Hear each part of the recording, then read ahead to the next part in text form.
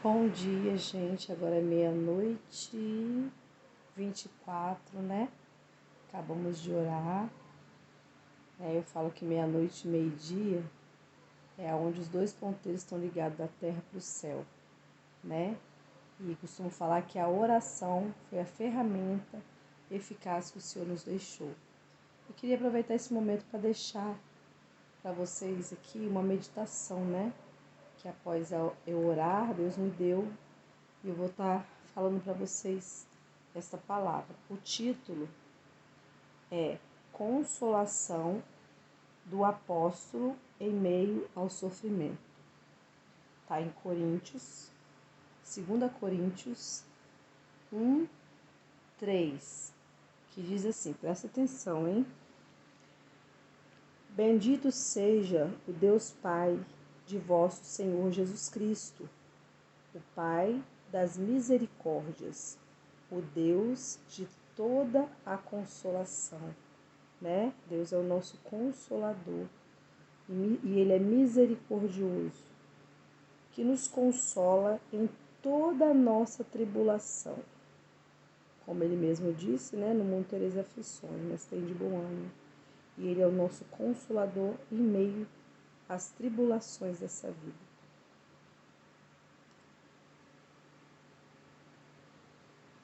Que nos consola em toda a nossa tribulação, para que também possamos consolar os que estiverem em alguma tribulação. Com a consolação, com que nós mesmos somos consolados por Deus, porque com as aflições de Cristo são abundantes em nós, assim também abundante a nossa consolação por meio de Cristo. Mas se somos atribulados, é para vós consolação e salvação. Ou se formos consolados, para a vossa consolação e salvação, a qual se opera suportando com paciência as mesmas aflições que nós também padecemos. E a nossa esperança acerca de vós é firme, sabendo que, como sois participante das aflições, assim o serei também da consolação. Jesus, ele disse que teríamos aflição, mas também hoje nós temos o Consolador, que é o Espírito Santo dele, né? Quando Jesus fala que só os nascidos de Deus vencem o mundo, é porque ele sabia que chegaríamos a essa época, né? Onde sabemos e vemos os acontecimentos que têm acontecido e sabemos que ele está à porta, né? E a gente sabia que quando chegasse o fim, muitas coisas ruins iam acontecer, porque em Mateus 24 nos alerta, né? Que coisas piores ainda virão. Todos pensaram que foi a pandemia, né? Apesar de a pandemia ter levado muitas pessoas, mas ainda não é o fim.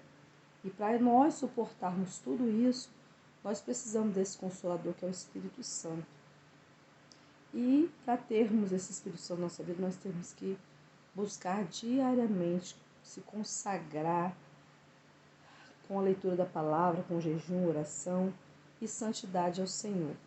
Aqui que eu estou lendo é no livro, né, do Bispo Macedo, aonde tem embaixo, né, a teologia onde explica melhor.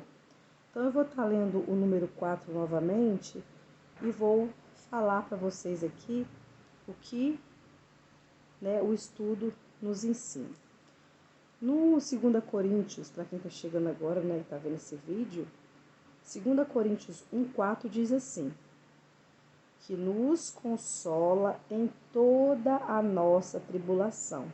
Então, isso nos garante, por mais que estejamos passando por tribulações e aflições, nós temos um Consolador, que é o Espírito Santo de Deus, para que também possamos consolar os que estiverem em alguma tribulação. Quando passamos por tribulações, né, dificuldades, a gente aprende com isso, né? Porque tudo tem um propósito e Deus fala em tudo dá graça. e assim nós possamos consolar aqueles que passam também, né, ou estão passando por tribulações. Com a consolação com que nós mesmos somos consolados por Deus.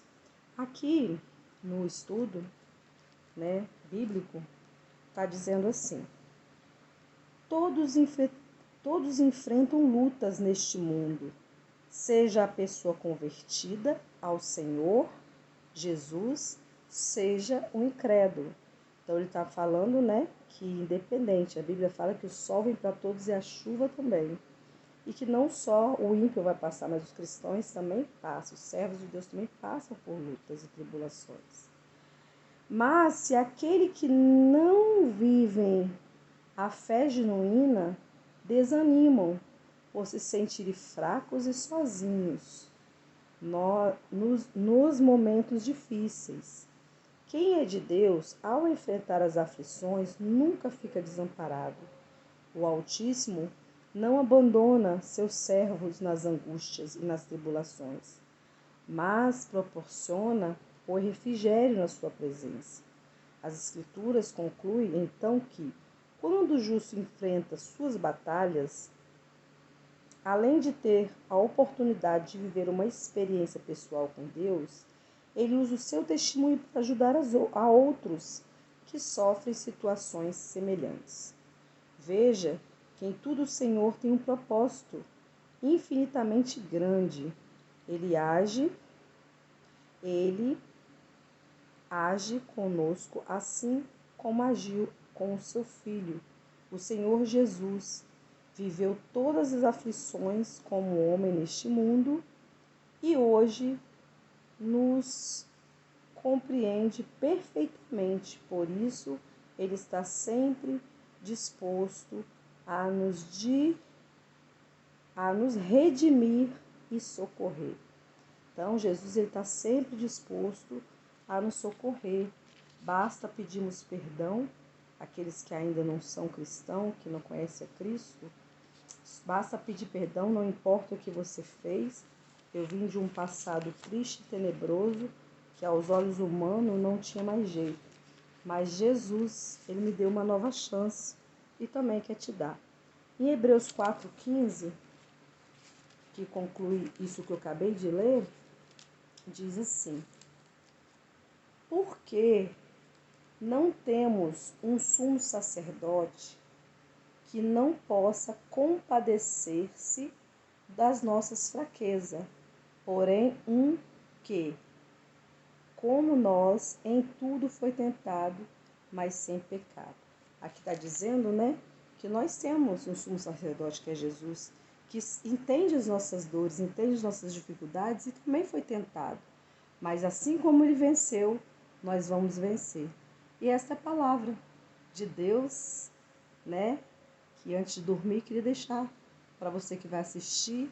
Não sei se você vai estar vendo esse vídeo de manhã, de tarde, de noite, mas que você venha buscar ao Senhor Jesus enquanto há tempo.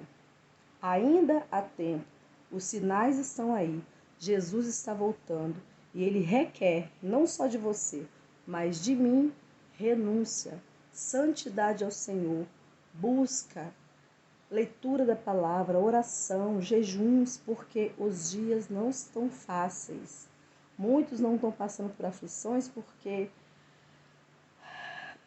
o mal, ele luta por aqueles que estão buscando a Deus, porque na igreja eu aprendo o seguinte, que se tudo está bem, você está na igreja, tudo está bem, procura saber se você realmente está agradando a Deus.